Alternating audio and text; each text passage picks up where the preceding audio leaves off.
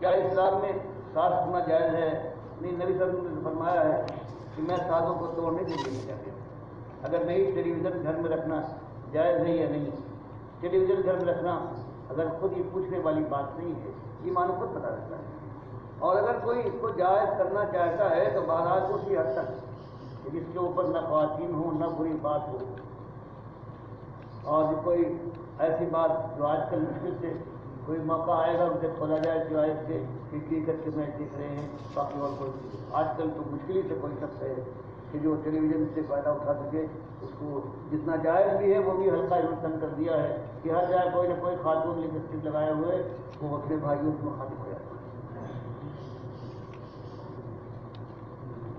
ورنہ جہاں تک میرا خیال یہ ہے کہ یہ تصویر جو اس میں نہیں آتا، ابھی تک میں یہیں پہنچا ہوں، اگر اس سے ایمان اور اسلام کو کام لیا جائے تو جائے.